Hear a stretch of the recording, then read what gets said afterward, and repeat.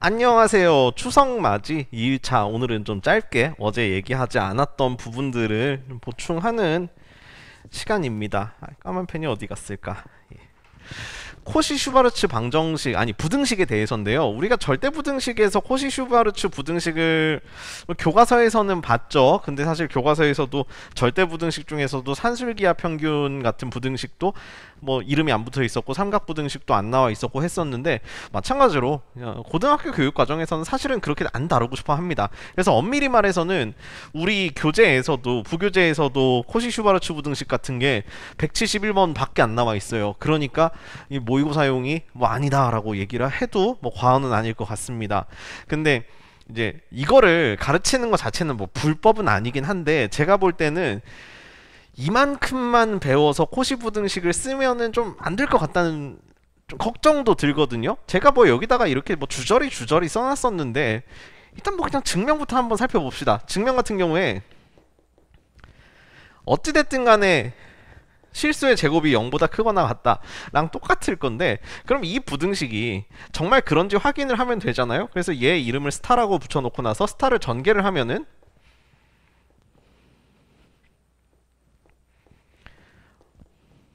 제가 이런 걸 잘 못해가지고 계산을 못해서 굉장히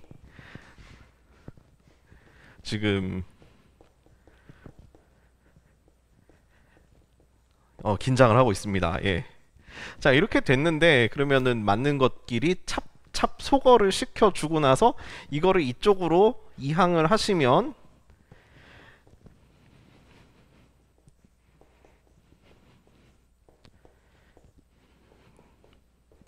이게 잘 알다시피 ay-bx의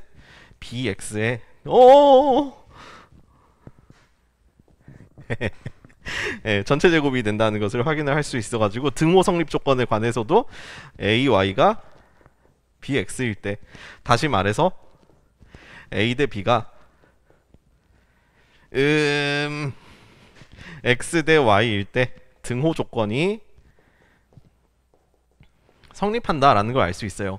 그러면은 결국에는 이것 자체가 교육과정 안에 있는 내용이기 때문에 이걸 가르치더라도 별로 지장이 없습니다. 그러니까 소위 말하는 이제 뭐 우리 학교 말고 좀 내신 어렵게 나오는 학교들에서는 요거를 알려줘도 되는데, 정확하게는 얘가 이제 뭐 공부해보신 분들은 아시겠지만, 이 벡터에 대해서 벡터 크기 곱하기 다른 벡터의 크기는 내적의 제곱보다 크거나 같다라든지, 아마 이런 거는 분명히 나무 위키에 잘 쓰여져 있을 거예요. 이것도 평균으로 볼 수 있는데, 제곱의 평균 곱이 아마 이 맞나? 아니, 사실 이건 잘 모르겠습니다. 제가 통계학과 다니면서도 이게 약해가지고. 아무튼 이건 잘 모르겠고, 이게 훨씬 더 많은 맥락을 나타내는데, 얘가 왜 이렇게 되냐면은 코사인 세타가 마이너스 1부터 1까지 크기이기 때문이에요 라고 얘기를 하는, 기하에서 조금 더 멋있게 쓸 수 있는 부등식이다 이거죠. 근데 만약에 우리가 여기에만 젖어 들어가지고 이 왼쪽에 있는 문제를, 나 이거 코시 슈바르츠 부등식 아니면은 풀 수도 없어, 심지어 이름도 어디서는 뭐 코시, 이게 프랑스 형님일 거고, 아이돌 같이 얘기하고 싶은데 프랑스 선배님일 거고, 요분은 아마 독일인가 오스트리아인가 그쪽 선배님일 거고, 이 부냐코프스키라는 분은 아마 이름 보더라도 딱 러시아 분 같죠. 이제 그쪽 분들인데, 뭐 아무튼 그렇습니다. 코시 부냐코프스키 슈바르츠 방정식인데, 아니 부등식인데 자꾸 방정식이랑 부등식이랑 헷갈리고 앉아있네. 집에 가고 싶어가지고. 그렇다고 하는데, 이것만으로 해결을 할 수 있나? 그렇지 않다라고 좀 얘기를 하고 싶다. 그러니까 뭐 그냥 뭐 어디 뭐 수학학원 같은 광고 문구 보면은 수학의 본질이 자유로운 데 있다고 하는데, 뭐 우리도 학원은 아니지만 좀 자유로워 보자. 그래서 문장을 해석을 해가면서 풀면은 좀 어떻게 되는지 보자는 취지에서 영상을 마련했습니다. 좀 사담이 길었죠? 자, 여하튼 간에 171번 이거는 모의고사 문제 아니고 그 까만 책 출판부 마더텅 출판부에서 임의로 편집을 하신 내용입니다. 잠깐 나 이러면 꼭 마이크를 꺼놨더라. 아 마이크 안 꺼놨네. 아 나이스 나이스. 그래서 출처는 없습니다. 모의고사 출처는 없습니다. 그래서 요 문제를 우리 해설지 같은 경우에는 어떻게 풀어내냐면 이게 x고 이게 y래요. 그래서 전제 조건이 x제곱 더하기 y제곱이 6이라고 6의 제곱이라고 이게 이렇게 픽스가 되어 있는 상황이에요. 자 그렇다면은 내가 코시-슈바르츠 부등식을 쓰기 위해서는 이 AP가 x였고 BP가 y였기 때문에 이렇게 두고 나서 여기 개수에 해당하는 3과 4를 제곱해서 합해주면 되는 거 아니냐라는 식으로 문제를 풀이를 하고 있다. 그래서 얘가 뭐라고요? 6의 제곱이고요. 얘는 뭐라고요? 5의 제곱이에요. 따라서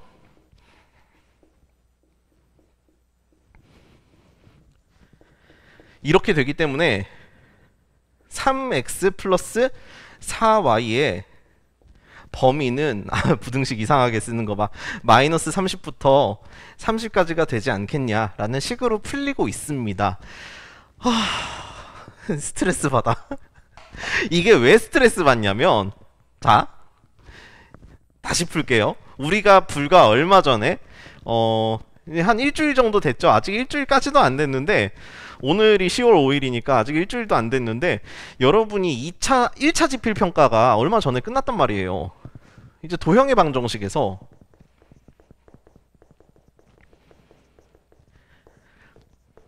원이랑 접선이라는 개념을 배웠다. 무슨 얘기냐?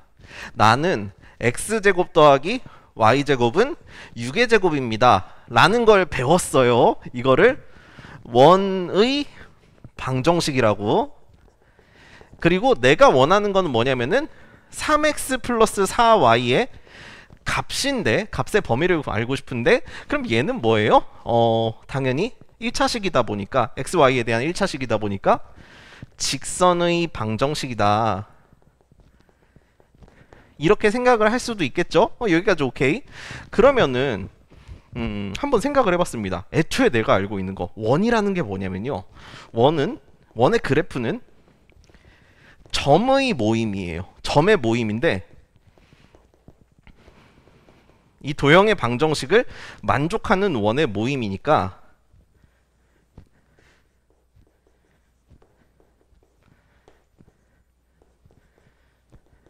지금 제가 이렇게 원으로 나타낸 게 요 집합을 시각화한 거다. 그러니까 정확하게는 얘는 원의 그래프라고 표현을 할 수 있는 건데 만약에 여기에서 제가 뭐 1, 루트 35라는 값을 가지고 있으면은 1, 루트 35라는 값에 의해서 3x 플러스 4y는 3 플러스 4배의 루트 35가 될 수도 있겠다라는 생각을 하게 됩니다. 그러면 내가 해석을 했을 때 아무튼 얘가 직선인데 기울기가 아마 마이너스 4분의 3인 직선일 거예요. 그러면은 이 마이너스 4분의 3인 기울기가 3x 플러스 4y는 뭐 k라는 밸류를 가지게 하는데 이 k라는 밸류를 가지게끔 하는 점이 두 개나 있으니까 이런 k 값은 존재할 수 있으며 그 근거는 P1이랑 P2에서 얻는다 라는 식으로 얘기를 할 수가 있어요. 그러면 내가 k의 값을 크게 하기 위해선 어떤 방식이 필요하나요? 당연한 얘기지만 가장 멀리 올려서 접선으로 그리고 가장 많이 내려서 접선으로 세팅을 하면 되겠다는 겁니다. 그러면 그 말은 즉 원의 중심에서부터 기울기가 마이너스 4분의 3인가 마이너스 3분의 3인가 마이너스 4분의 3인 직선의 방정식까지의 거리가 6이 되게끔만 세팅을 해주면 된다는 건데 굉장히 편해졌습니다. 왜요? 0,0에서부터 3x 플러스 4y 마이너스 k는 0이라고 얘기를 했을 때 여기까지의 거리는 어떻게 구하냐면 거리는 거리 공식에 의해서 3제곱 더하기 4제곱 그 다음에 절대값 k인 건데 나는 얘가 얼마나 됐으면 좋겠어요? 6이나 됐으면 좋겠어요. 그래서 k가 30이 되어도 상관이 없는 거죠. 그래서 k가 30일 때가 요만큼 가장 멀리라면은 대칭 이동시키면은 k가 마이너스 30일 때는 이만큼. 그럼 k가 29일 때는 뭐 요렇게 k가 28, 27, 26 해가지고 k의 범위가 충분히 마이너스 30부터 30까지 잘 될 수 있다는 것을 해석을 할 수 있게 됩니다. 다시 말해서 코시-슈바르츠 부등식이라는 나이스한 내용을 배우지 않고도 요 문제를 해결을 하는 데는 아무런 지장이 없다는 거예요. 그러면 일단 뭐 여기까지 한번 필기하시고요. 그러면 여러분 입장에서는 어떤 생각도 할 수 있냐? 아니 선생님 이게 코시-슈바르츠 부등식 문제가 두 가지 패턴으로 나오는데 그러니까 첫 번째 패턴은 x제곱 플러스 y제곱은 6의 제곱일 때 3x 플러스 4y의 범위가 어떻게 되냐, 그러니까 뭐 최대값이나 최소값이 어떻게 되냐 라는 문제가 나올 수도 있고 다른 패턴도 있잖아요. 그러니까 요 문제로 하나면은 3x 플러스 4y가 30일 때 이건 30 제가 저기서 빌려온 거예요. x제곱 더하기 y제곱의 범위는 어떻게 되는 거냐 라고 물어볼 수도 있는 거잖아요 선생님 이라고 얘기를 할 수 있는데, 제가 봤을 때 얘 같은 경우에는 도형의 방정식과 원의 접선으로 풀렸었죠? 얘도 마찬가지로 코시-슈바르츠의 방정식을 이용하지 않고도 원의 접선을 통해서 깔끔하게 구할 수 있습니다. 무슨 얘기냐? 자, 여기에 3x 플러스 4y는 30을 만족하는 점들이 무수히 많이 있어요. 그러면 저는 이 x제곱 더하기 y제곱을 뭐라고 해석을 하냐? 당연한 거죠. 0,0부터 x, y까지의 거리의 제곱으로 해석을 했더니 그러면은 그게 진짜 말이 되는 건가? 라고 생각을 했더니 이거 진짜 x제곱 플러스 y제곱이다. 그러면은 최대값은 없고요. 최대값은 있을 수가 없죠. 최대값은 x, y가 저기 있을 수도 있으니까 그럼 최소값은 점과 직선 사이의 거리로 구하면 되겠네. 그럼 0,0에서부터 3x 플러스 4y는 30까지의 거리로 구하면 되는데 이것은 마찬가지로 내가 아까 구했던 6으로 나타날 수 있다. 다시 말해서 문제 패턴이 두 개가 있는 게 아니고 얘네들이 어차피 다 도형의 방정식과 원과 접선으로 해결이 될 수 있다는 점을 고려를 해주시면 되겠습니다. 그래서 이제 제가 시험 문제를 내지는 않잖아요. 저 아르바이트생이다 보니까. 그래서 다른 선생님들이랑 좀 상의를 해서 얘를 도대체 시험 문제에 넣어야 되는지 말아야 되는지는 좀 고민을 해보도록 합시다. 여러분이 하는 거 아니죠? 하겠습니다. 예, 그래서 추석 잘 보내시고요. 다음 주에는 그 명제 나머지 문제들로 찾아뵙겠습니다. 안녕히 계세요.